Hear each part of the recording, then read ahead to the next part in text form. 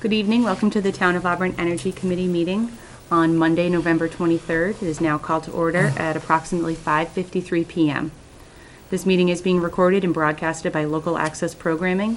Is there anyone here in the audience tonight that is recording tonight's meeting? There being none, let's go to the first agenda item on our list, which is introduce new committee member. So we have a new committee member, Cheryl Sasser. Very excited to have her a part of the group. She was unavailable tonight, but I got her caught up to speed on some of the initiatives we've been working on, and she will be attending our December meeting. Now the second item, status of open committee seats. Eric, can you give us a status? Sure. Through the chair, our office received a letter from Mr. Delagorgendier. It was dated the 17th, and he submitted his resignation from the committee. So that opened a seat, and it's in a conversation with Julie. She informed me that we had got wind that Bob Patukas had announced his resignation to the selectmen, and so that was confirmed. So I think we just have one open seat now.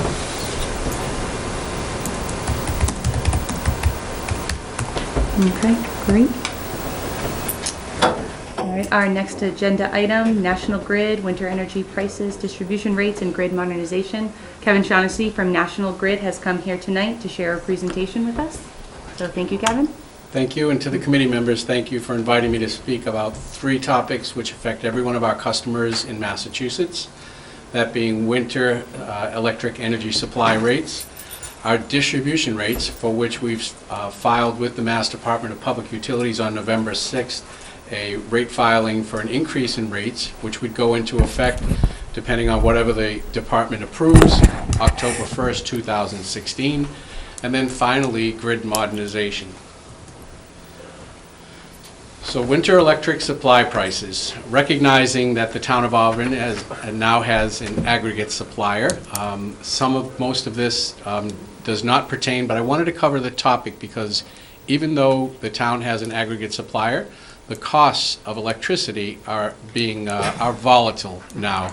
And even though it's a flat price, the price is elevated or escalated because of the fact that there are a limitation or gas constriction on the pipelines going into the power plants in New England.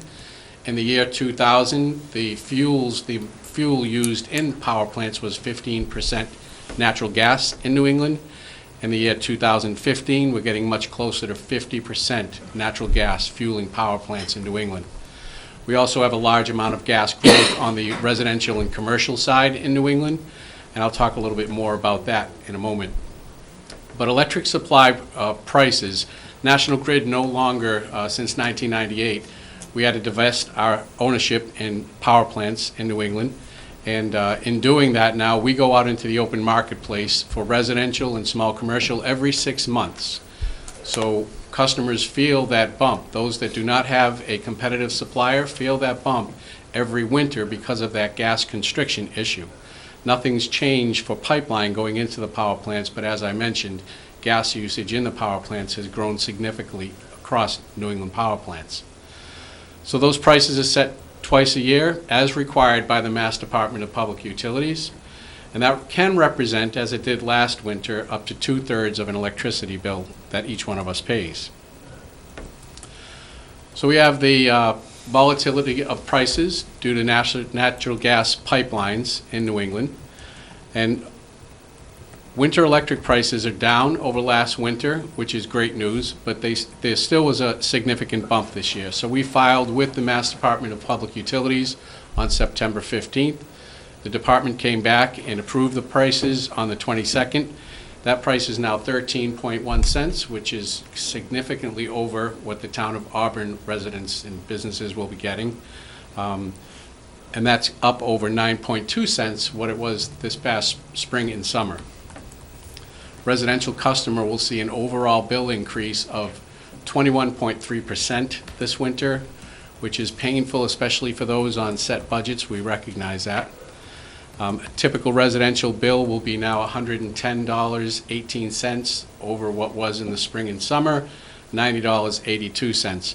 And we consider an average residential bill to be 500 kilowatt hours of use, which is typically around what my usage is as well. So as I said, it's down from last year. Last year would have been, for that size or that amount of consumption in a residential setting, $121.20, but still a big bump over where we were this past summer. So to give folks an idea of where does your dollar go for each dollar you spend on your electric bill. Over the summer, electric supply was 9.3 cents, so that was a little over half the bill. Your dollar that was buying electricity supply was more than half of what your dollar bought. So distribution on our electric bill is from the substations that are in local cities and towns. We have 3 of them in Auburn. From that point out to the end meter, which is our homes and our businesses. So all of the infrastructure, including the substation, out to the end meter, the distribution cost that you pay on your bill, that covers the maintenance and reliability, all of the issues for that, restoration when there's outages. The next section of your bill is transmission, and National Grid owns the transmission system as well in New England. That's from the power plant all the way up to those substations in the local cities and towns. So that's the delivery and maintenance of the electricity across those assets. The next section of your bill is renewables and energy efficiency. Renewables is anything that falls under the range of solar, wind, biomass is becoming a little more popular in Massachusetts, but those resources that are pretty much natural resources that we're utilizing to generate power. So there's a lot of the renewables cost on your bill, charges on your bill cover incentives to the development of that market. And then we have energy efficiency, and in Massachusetts, we lead the nation for energy efficiency efforts and for productivity for energy efficiency programs. So we're very aggressive. All the investor-owned utilities are aggressive with that, as is the state with Mass Save. They have some really good, strong programs in Mass. And then the final piece of the bill, which is actually a negative right now, we call it transition. And what that is when we sold our power plants in 1998, our selling price was below the book value, what we had on the books. So the Mass Department of Public Utilities allowed us to recover those stranded costs over time, and that amount has gone down and down and eventually will disappear off the bill. I believe it's 2023, it finally disappears off the bill. But it's a negative number right now because there was a decommissioning charge from, we had ownership in Yankee nuclear power plant, and there were decommissioning costs in that we appealed, and we won that appeal. So the costs that were associated with that are now given back to the customers because they're no longer warranted on the bill.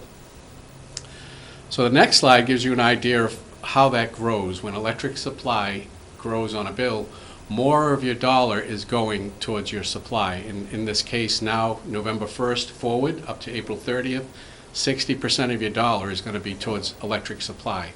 That power that's being generated that you consume in the power plant. Everything else on the bill remains constant, but what that caused is a jump from 18.2 cents per kilowatt hour up to 22 cents per kilowatt hour across the late fall and winter period.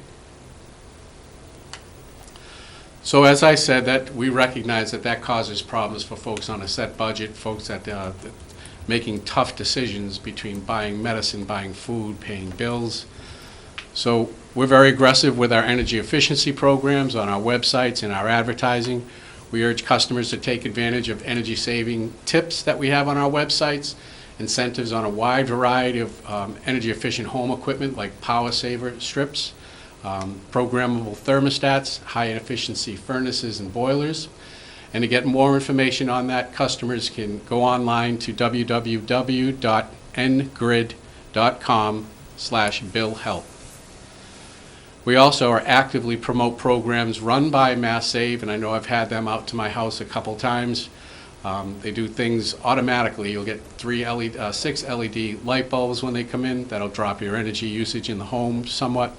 But they do an awful lot more than that. They'll look at insulation in your home. They'll look at where you're losing hot air or where you're getting hot air in the summer. So air sealing in your home.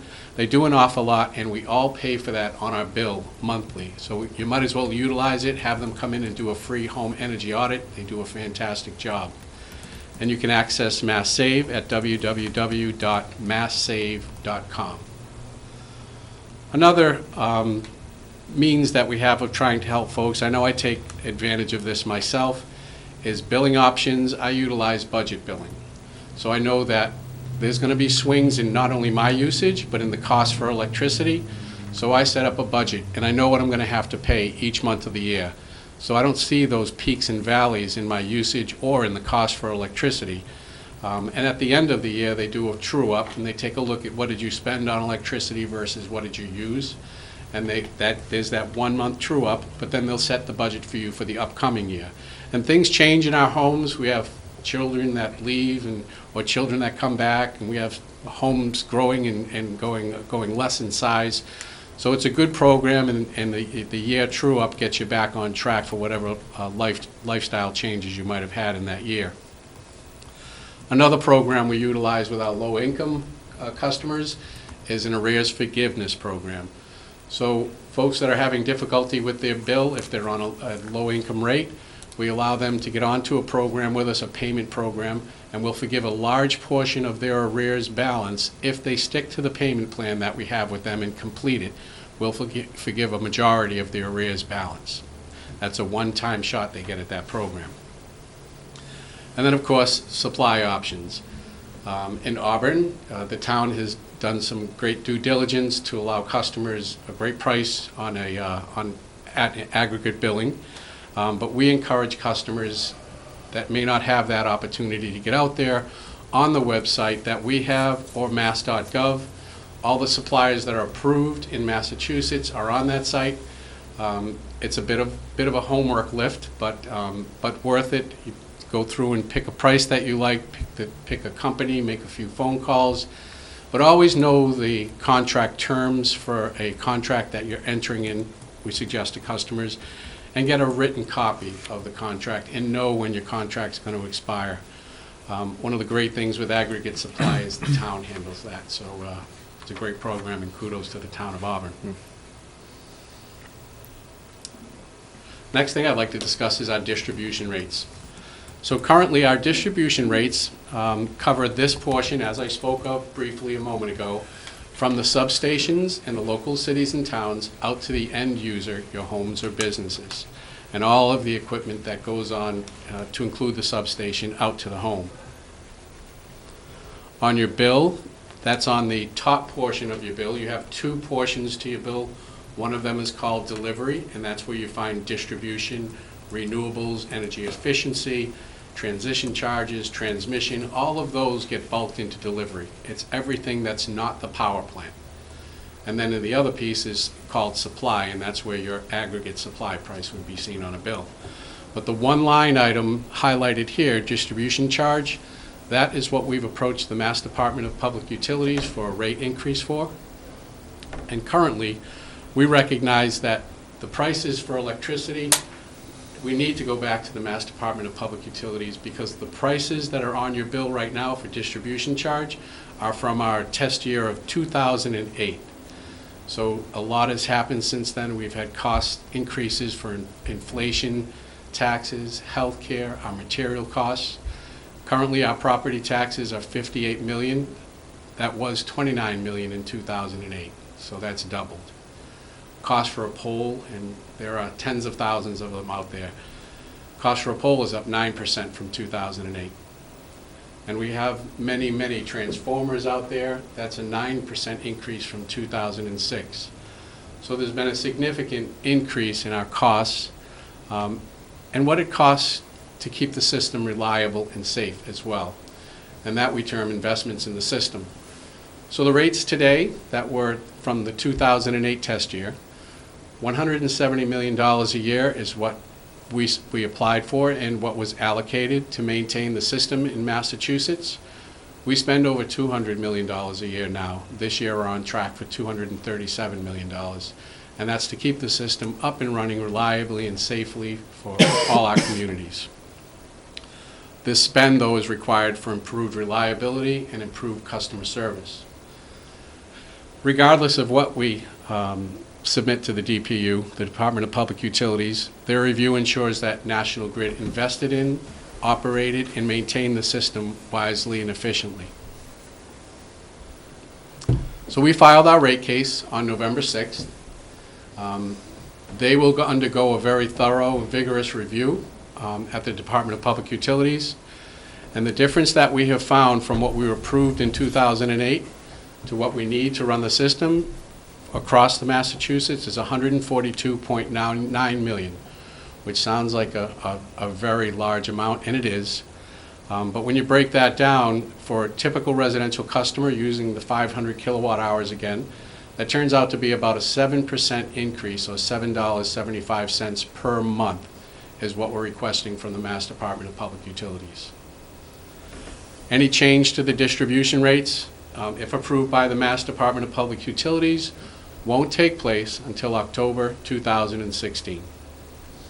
Kevin, can I ask a question? Most definitely. So if it doesn't get approved, or only a portion of that 142 million gets approved, how does that impact how National Grid allocates? Are there certain decisions that things get delayed, or just how do they approach that? That is precisely what happens. A review of our capital plan would take place, and we would look to see what are the really essential items that just can't be taken off this, and there would be an entire vetting process internally on what has to be done, what would be nice to be done that has to come off the table.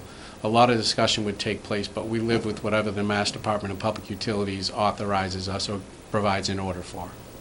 Great question. So that timeline is pretty significant. It's a 10-month timeline, and we filed in November. From November to February, the Mass Department of Public Utilities will provide to National Grid requests for information and requests for data. Those requests for information and data usually amount to about 600 to 1,000 requests.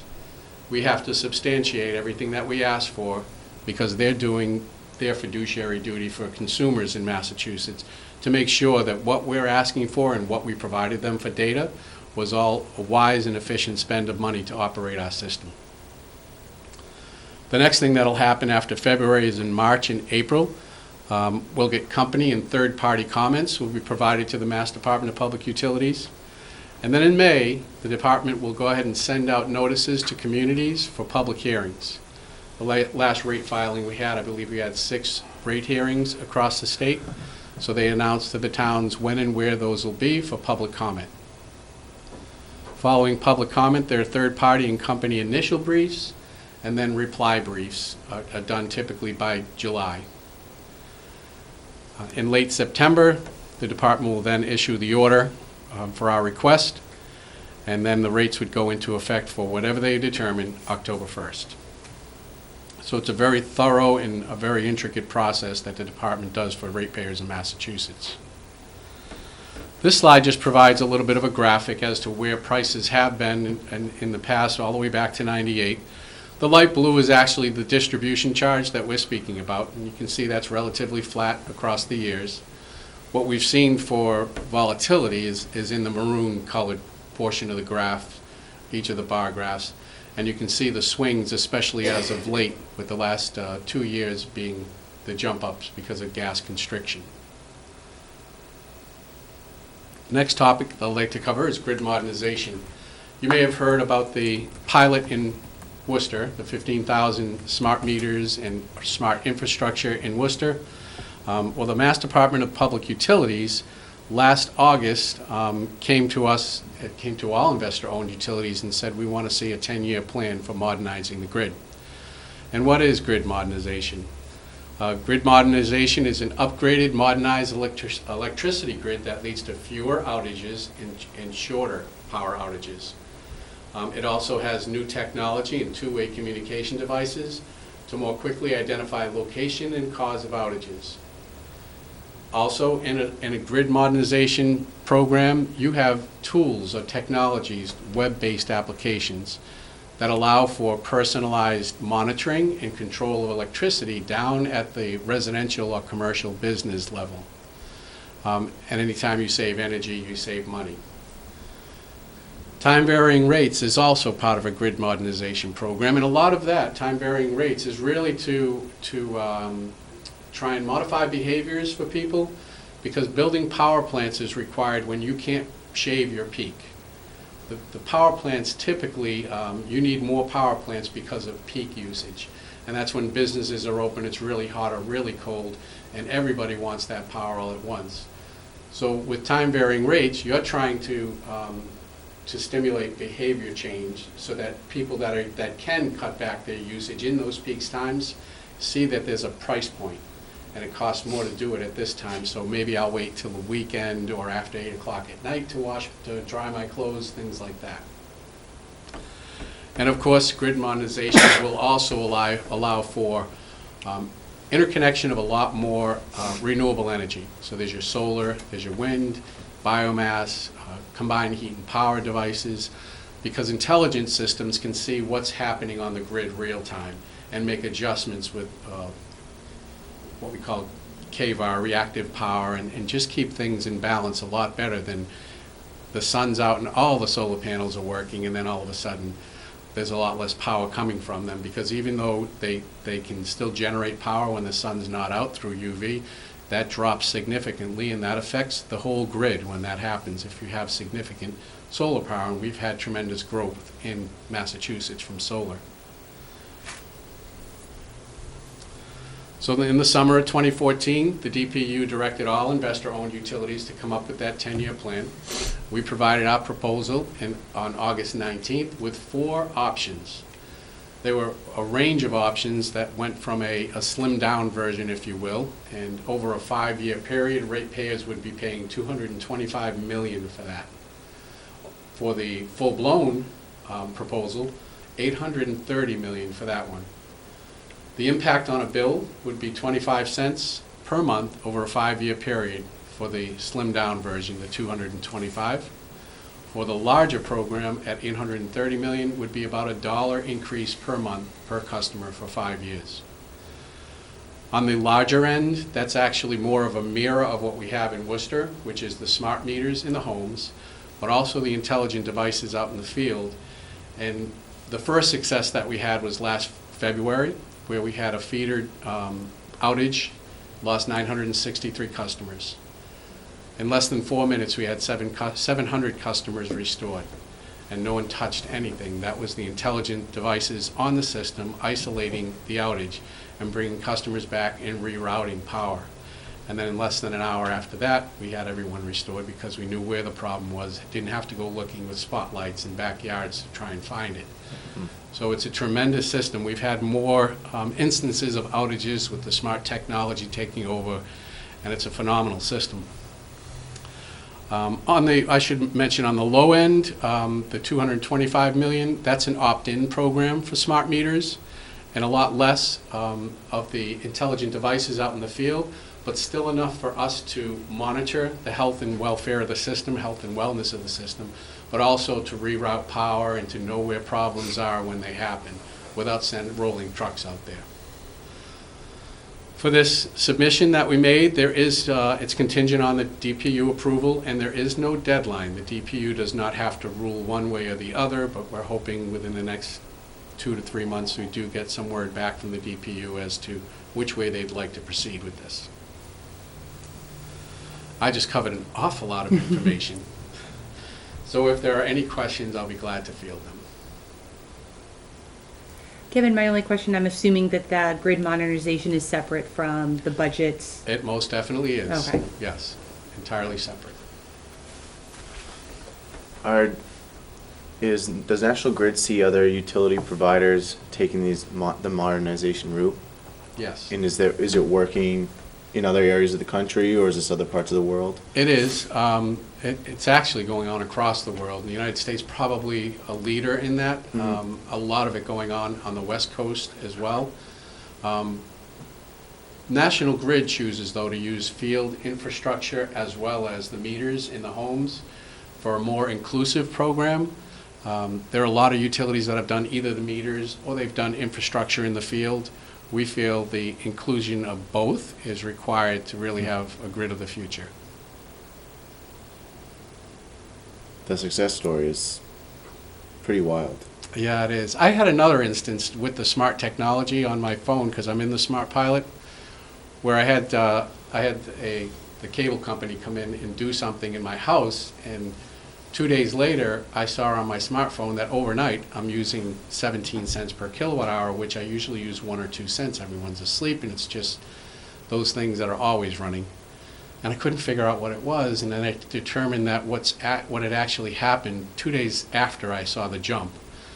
They had gone in and plugged in a transformer into an outlet in my basement and thought the switch next to it actually controlled that outlet, when in fact they had turned on my heat tapes on my roof. So 4 days after that happened, I knew what it was, fixed it, when if I had waited a month when I got my bill, it would have been $60, $70 more. Yeah. So Wow. that was a good find, and I was glad to have the application on my iPhone. Wow. And so it if it's that other version, that opt-in, so if it ends up being on the lower end, citizens will have the opportunity to take advantage of that. Correct. Do they incur, I'm assuming, some type of additional cost if it's an opt-in, or? No, but there is an approved, in the tariff, there's approval for if you want to go back to needing to have your meter read and everybody else is on what we call an AMR, which is what we have out there today. Today, at everyone's in Massachusetts, in your home, we drive by with a van once a month. It sends out a signal, and there's a device on the meter that responds with what the usage was since the last time it rode by. So if you don't want that, and you want one of the mechanical meters, there is a charge for us to go out and manually read that on foot.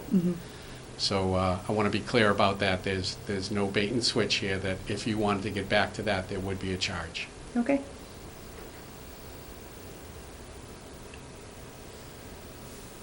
Well, if that's it, I want to thank you all very much for allowing me to bring the information forward, giving me the opportunity, and wish you all a safe and enjoyable Thanksgiving. Great, Thanks, thank you, Kevin. Kevin. Thank you for So coming out. likewise. You're welcome. That was extremely informative. I know I learned a lot from it. So on to our next agenda item, the former landfill solar opportunity. So I'm not certain if that's something, Jeff, you want to speak to, or Eric? Well, actually,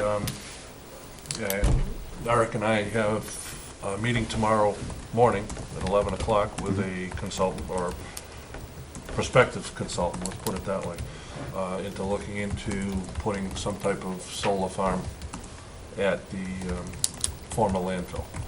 From what I understand, the information that I've gathered, solar farms is one of the more likable or uses, Public friendly. public-friendly uses for closed landfills. The only thing that's going to limit us is the entire area of the property that the town owns is considered capped. So what that's going to limit us is the type of pads that the solar panels sit on. On a capped area is actually a pad rather than a pylon, and there's quite a few areas that the slope is quite steep. So we're not going to be able to take advantage of the slopes because of it's considered capped. Oh, yeah. So that might limit slightly the size of the farm, but we're hoping somewhere in the vicinity of 2 megawatt solar farm, which, if everything goes through and goes according to plan, we'll go out to bid for a company to lease the land, which in turn, obviously, the town would gain revenues for the lease itself, and then that would also put the land on the tax, back on the tax, so there'd be taxes paid on the property as well, so. More to come. Excellent. Would there be, so you're meeting with one prospective consultant? Not certain how big this industry is, so are there just something we should think about? You know, are there other companies that do this, or is this individual, is that their job to go out and find someone, or does they represent one particular company? This company that we're gonna meet with tomorrow, what they do, they basically walk you through the process, and they'll set up the RFPs, they'll do the bid Okay. process. They Great. have companies that they feel are trusted and are reputable, that they solicit bids from, and obviously they're paid through that process as well. It's not, we'll find more details tomorrow, but a company like this will do the work at no charge to the town.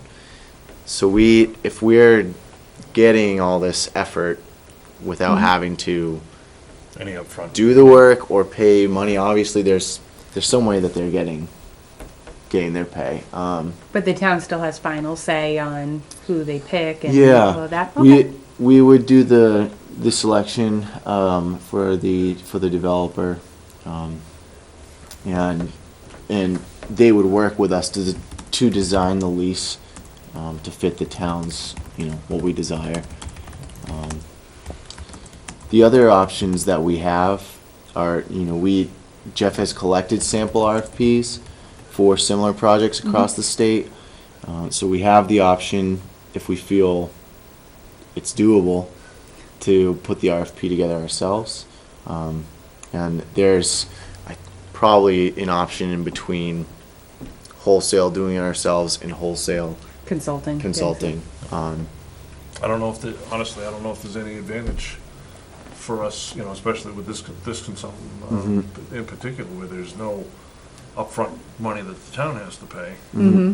You know what I mean? So I don't know if there's an advantage for us to go through all of that work, Yeah. or allow them to do it for us and, be paid through, I guess, whoever would win the bid, I would think, somehow. Yeah, or maybe through the leasing structure. That might be the only advantage, would just be if we do the RFP ourselves, maybe there's more revenue annually, But yeah, they may get a certain percentage. percentage of the lease or something. And I would be curious, I would have to imagine if this consulting company, they must have kind of a captive group that Right. they Right. solicit RFPs from, whom they have some type of agreement with, that they get their, how they get their fee. So that would be the only piece where we're really limiting ourselves to the individual, so question to ask tomorrow. Yeah. Kind of poke around with that. It's not necessarily saying it's not the optimal choice, but it might limit us from, other vendors out there, and kind of what the balance of the revenue would be. Hard to Yeah, say. I think that's something that I'm curious to hear from them.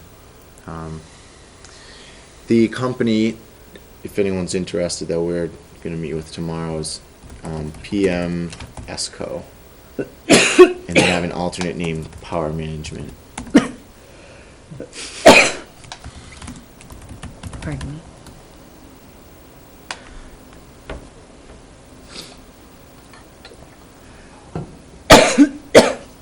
And actually, if we have time, we can take a look at the Southall Road property too, because I think that is one of the uses that possibly could be used on that new Southall Road property as well, so. Okay. Or at least a portion of it. Sure. The large parcel. Yeah. Great, so more to come, so you guys will be able to report back at our December meeting. Absolutely. Give everyone a Are there any other questions or thoughts that the group might have for us, as we approach the meeting tomorrow? I'd be more curious, just lead time, how quickly these Yeah. things can move, and, they should have a good feel for, is this a 3, 6, 9-month Right. endeavor until the town would actually start to see some benefit from the process. So, Right. Yeah. That's great. Yeah, other than that. Okay. All right, great. That's all our formal agenda items. I'd open it up for public comment or any type of informal discussion. All right, hearing none. Correspondence, I don't believe there was any formal correspondence between now and the last meeting. No. The minutes, my apologies, I do not believe that the October minutes were distributed for review. I don't think they went out, so No. we'll make sure that the October, November minutes go out to the committee members this week so that we can look to review and approve them at the December meeting. Sounds good. So as a reminder, our next regular meeting will be Monday, December 28th, 5:30 here at the Auburn School Department at 5 West Street. Barring any other items, I'd like to open it up for, entertain the motion for adjournment. Move to adjourn. Second. All right. All in favor? Aye. All right. Meeting is adjourned at 6:08.